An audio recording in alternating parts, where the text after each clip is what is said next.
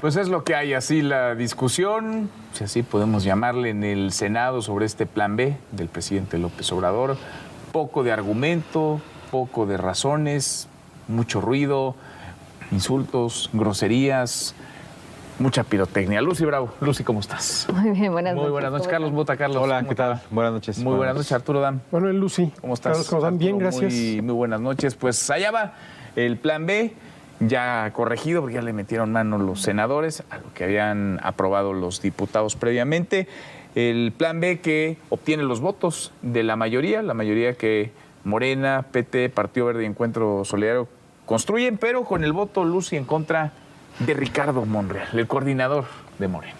Así es, con un mensaje, creo, contundente y que va a marcar un antes y un después en su carrera política, me atrevería a decir. Es momento quizás de definiciones y hoy dio pues un mensaje claro, las coordenadas quizás de lo que podría ser su proyecto político a partir de ahora, porque pues sí, marca una distancia, hay que decirlo, dentro del grupo de Morena.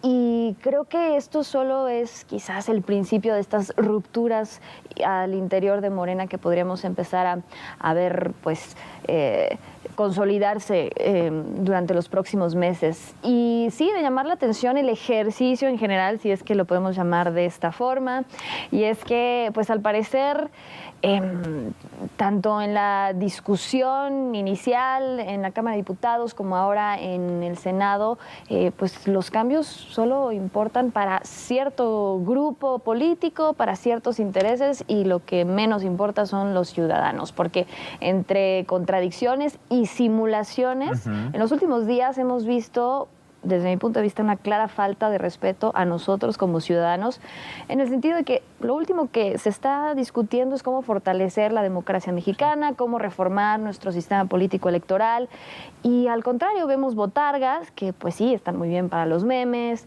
etcétera, pero la discusión de fondo, bueno, estamos todavía esperando que pues, los legisladores estén a la altura del debate que pues está llevando a cabo, y sobre todo me detengo en el tema de la simulación, porque sabemos que muchos de estos eran 1,200 reservas que se van a discutir dentro de las próximas horas en estas sesiones maratónicas que les encantan iniciar a las 11 de la noche, pues muy probablemente terminen en procesos judiciales, o mejor dicho, en tribunales, y muy probablemente también en la Suprema Corte. Es decir, se trata de una simulación anunciada, sabemos que no lo están discutiendo a fondo, se trata de acciones inconstitucionales y aún así están avanzando, y todo eso nos cuesta dinero. Claro, a ver, cada quien parece estar jugando, digamos, o desempeñando un papel en este espectáculo, ¿no? Desempeñando su rol en este show.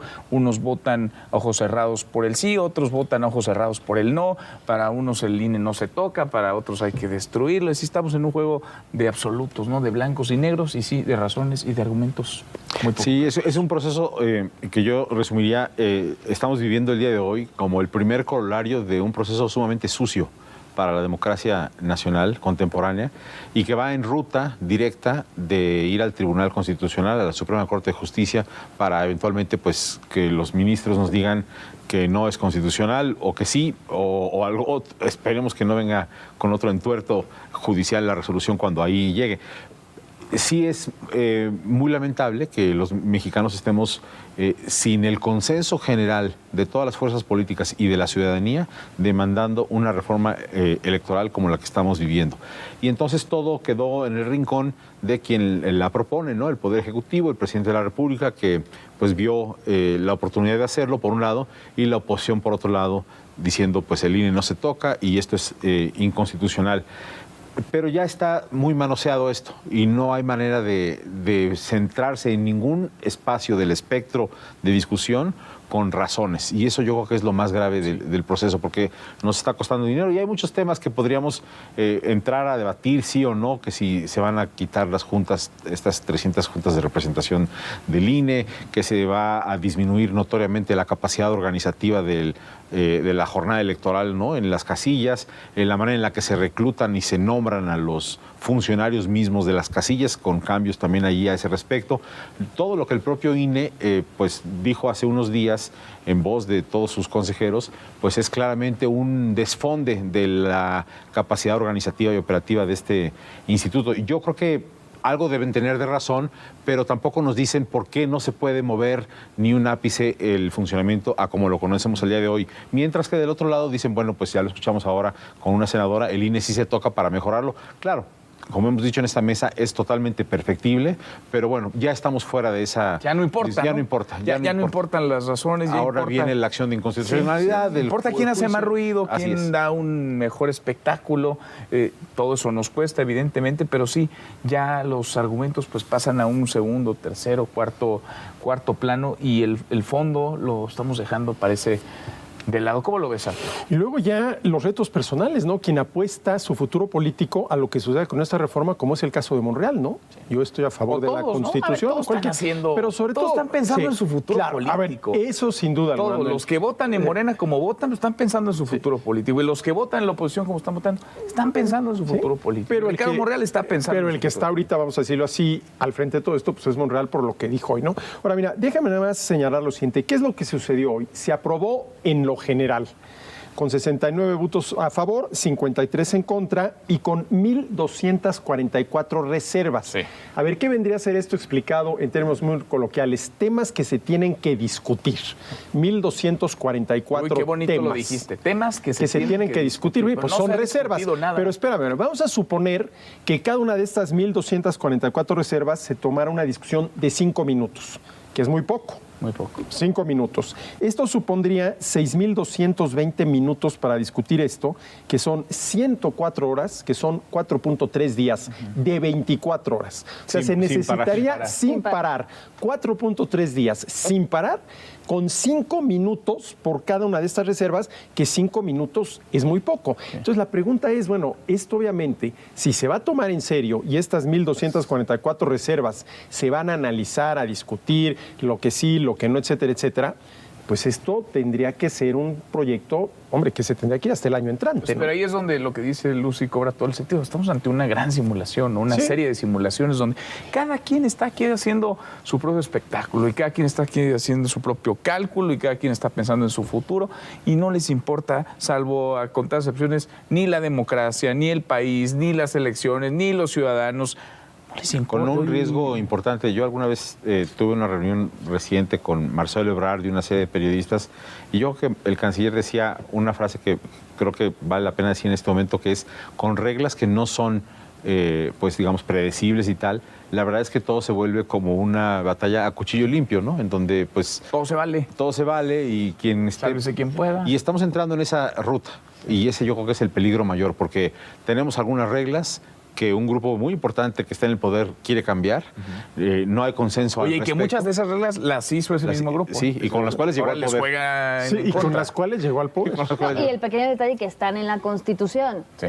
Eso es lo que a mí me parece aún más grave. Sí. Es realmente una falta de respeto para nosotros como ciudadanos que de esta manera pues tan coloquial, tan superficial, se atente contra la Constitución y que ni siquiera sea motivo para que no se detengan unos minutos a decir, no, a ver, ¿qué estamos haciendo? Y no solo eso, sobre todo con tantos temas que sí son muy atendibles y es más urgentes en términos de nuestro sistema político electoral, el poder llevar, por ejemplo, u organizar de mejor manera elecciones en regiones del país en donde, bueno, no es solo un tema de desarrollo o de distancia, sino que hay cuestiones de inseguridad, de violencia política que está cada vez peor y desbordada con cada proceso electoral, y también el poder pues abaratar la democracia mexicana, que no nos cueste tanto a nosotros como ciudadanos, o incluso el despartidizar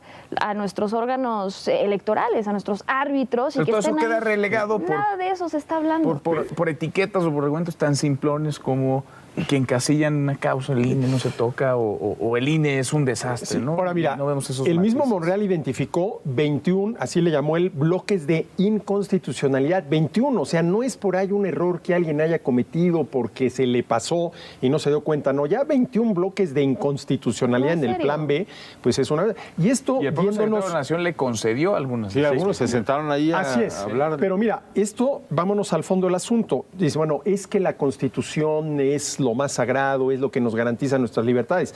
A ver, una Constitución por sí misma no te garantiza absolutamente nada, Manuel. Si no hay la voluntad de quienes están en el gobierno de respetar la Constitución, una Constitución no te garantiza absolutamente nada. Tal vez por eso es que cuando el candidato gana la elección y llega a la presidencia, a lo que se compromete en frente de todos los ciudadanos es a guardar y hacer guardar la Constitución, lo cual quiere decir respetar y hacer respetar, no guardar y hacer guardar y ahí la guardé y ya me olvidé de ella, ¿no? Y esto es interesante también porque mucha gente dice, no, es que la Constitución es uno de los grandes logros políticos, sí, pero por sí misma ni la mejor Constitución te garantiza nada si no hay la voluntad de entrada de los gobernantes de respetar. Y hay un problema adicional, yo creo que es los tiempos, ¿no? Si esto cambia, entra en vigor, aún con las reservas, habrá que ver cómo lo hacen, pues bajo qué reglas se va a competir en el Estado de México y en Coahuila, por ejemplo, ¿no? Sí. Si con las reglas actuales o con las modificadas, por un lado, y por otro lado, si hay alguna acción de inconstitucionalidad y la Suprema Corte de Justicia declara que esto no es válido, entonces, ¿qué norma prevalece después? ¿Y en qué medida los actores políticos que estén en la pugna electoral del año 2023, que está a la vuelta de la esquina, pues van a seguir unas u otras reglas? Entonces, se vuelve una selva en donde cualquiera podría desconocer hasta resultados. Y que incluso podríamos cuestionar la estrategia misma de apostarle a que llegue hasta la Suprema Corte, todo en medio de un proceso en donde se está renovando la presidencia y donde claramente también pues los intereses van a ser otros completamente y entonces ahí es cuando entramos en este limbo. Es exactamente lo que va a ocurrir. Fíjate las contradicciones del plan B. Vamos a restarle capacidad de organización al INE. Pero una de las propuestas, tal vez una de las más importantes, es que seamos nosotros quien elegíamos a los consejeros del INE y a los magistrados del tribunal. Pero para eso necesitas organizar una elección nacional como si fuera una presidencial. Porque son 60 personas, entre 60 personas, entre las que se tendría que elegir.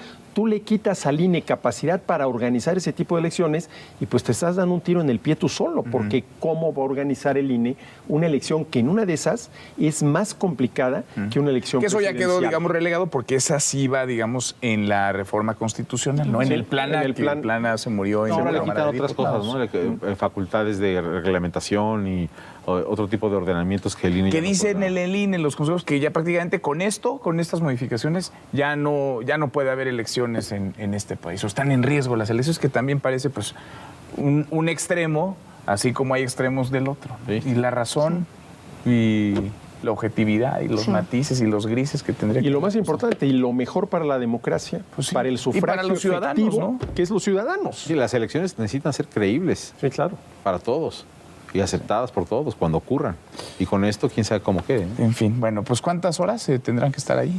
¿104? 104 horas son Buena 4.3 suerte. días consecutivos. Yo lo siento por los reporteros que están cubriendo allá, Sí, porque claro. ellos sí No, están pero es que además ya dijeron, no es que por ahí de las 3, 4 de la mañana ya quedó, pues no. Antes habrá campeón del mundo que reforme. Antes habrá campeón del mundo. Gracias, Buenas Arturo, noches. gracias. Hasta mañana, pásala bien. Estuvo muy bueno.